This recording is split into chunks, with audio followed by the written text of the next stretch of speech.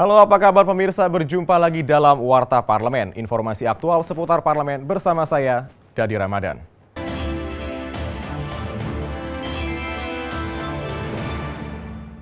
Kita awali Warta Parlemen edisi kali ini dengan berita pertama pemirsa. Komisi 4 DPR RI mendorong wisata alam Taman Nasional Bantimurung, Sulawesi Selatan untuk mendapatkan perhatian khusus dari pemerintah. Sehingga perlu penyaluran anggaran yang memadai untuk meningkatkan sarana dan prasarana Bantimurung sesuai standar dunia. Taman Nasional Bantimurung terletak di antara Kabupaten Maros dan Pangkep, Sulawesi Selatan dengan luas 43.750 hektar yang memiliki 243 jenis kupu-kupu di mana 23 jenis berhasil dibudidayakan. Dalam kunjungan kerja masa reses ke Sulawesi Selatan, Komisi 4 DPR RI menilai Taman Nasional Bantimurung masih kurang mendapat perhatian dari pemerintah. Anggota Komisi 4 DPR RI Nasyid Umar mengatakan, pemerintah harus lebih serius mengelola Taman Nasional Bantimurung sebagai taman konservasi kupu-kupu sekaligus objek wisata. Untuk itu pemerintah perlu memberikan alokasi anggaran yang lebih besar bagi Taman Nasional Bantimurung untuk memperbaiki fasilitas taman, terutama untuk konservasi kupu-kupu. Memberikan kesempatan kepada KLH untuk mengajukan anggaran agar fasilitas-fasilitas yang dibutuhkan di dalam daerah konservasi ini, khususnya untuk pengembangan dan pariwisata kupu-kupu ini bisa ditingkatkan sehingga fasilitasnya bisa lebih bagus dan mendunia. Ya, kalau sekarang ini masih secara tradisional ya. Oleh karena itu kami dari Komisi 4 dan bersama dengan Badan Anggaran akan memberikan peluang untuk memberikan anggaran yang dibutuhkan untuk pengembangan daerah ini. Sementara itu, anggota Komisi 4 DPR RI Andi Akmal Pasludin mengatakan, manfaat Taman Nasional Bantimurung tidak hanya untuk konservasi, melainkan juga untuk edukasi. Sehingga Kementerian Lingkungan Hidup dan Kehutanan sebaiknya melakukan program dan inovasi dalam menjaga dan merawat Taman Nasional Bantimurung dengan dukungan anggaran untuk perbaikan dan peningkatan fasilitas taman. Taman nasional kita tetap terpelihara ya dan bermanfaat bukan hanya untuk kepentingan konservasi, tapi juga untuk wisata, untuk edukasi, dan juga supaya kedepannya kita dapat memastikan bahwa hutan, kemudian juga konservasi, kemudian juga kupu-kupu ya yang ada di sini itu tetap bisa dijaga dan dirawat dan bisa bertumbuh gitu. Karena dari Sulawesi Selatan, Selamat Sanjaya, TVR Parlemen melaporkan.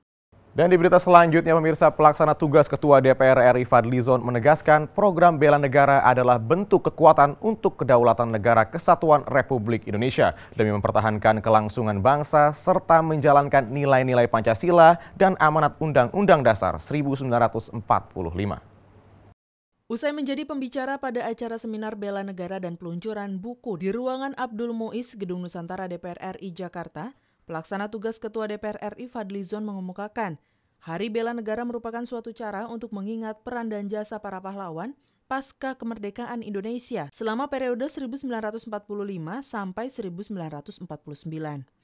Selain itu mengingatkan tentang perjuangan Pemerintah Darurat Republik Indonesia atau PDRI dalam mempertahankan Indonesia dari agresi militer Belanda. Merupakan pegiat kesejarahan kita.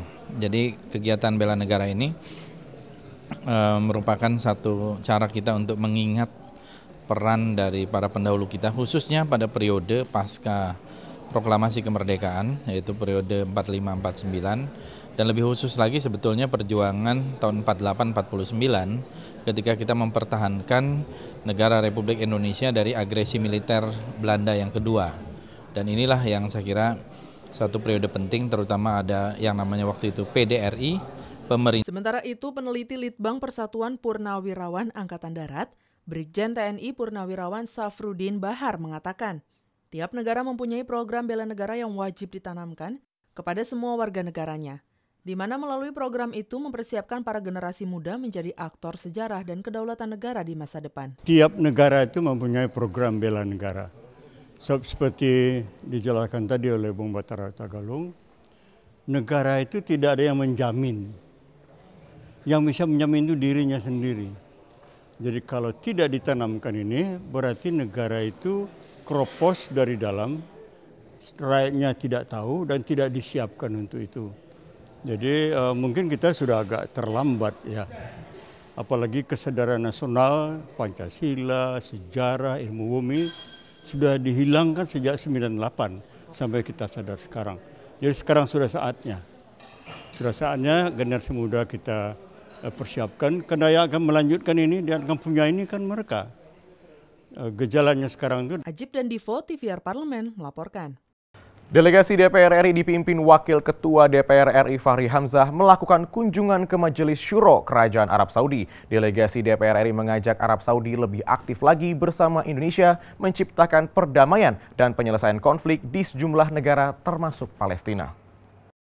DPR RI mengajak Arab Saudi lebih aktif lagi bersama Indonesia menciptakan perdamaian dan penyelesaian konflik di sejumlah negara termasuk Palestina. Delegasi DPR RI dipimpin Wakil Ketua DPR RI Fahri Hamzah melakukan kunjungan ke Wakil Ketua Parlemen atau Majelis Syuro Kerajaan Arab Saudi, Yahya Al-Saman, di Kompleks Istana Yamamah Riyadh, Arab Saudi, sebagai kunjungan balasan Parlemen Arab Saudi ke Indonesia sebelum kedatangan Raja Salman. Fahri Hamzah didampingi Dubes Republik Indonesia untuk Arab Saudi Agus Maftuh AB Gabriel mengatakan Indonesia dan Arab Saudi memiliki persamaan perasaan terkait konflik kemanusiaan yang terjadi di Timur Tengah.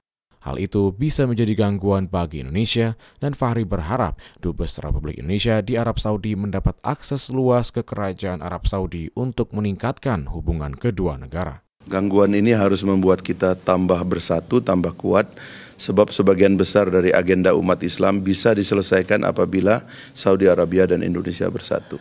Sementara itu, anggota Komisi 3 DPR RI yang masuk dalam delegasi Indonesia ke Arab Saudi, Taufikul Hadi, mengatakan pertemuan ini merupakan salah satu upaya menarik dan meyakinkan Arab Saudi agar berinvestasi lebih besar lagi di Indonesia.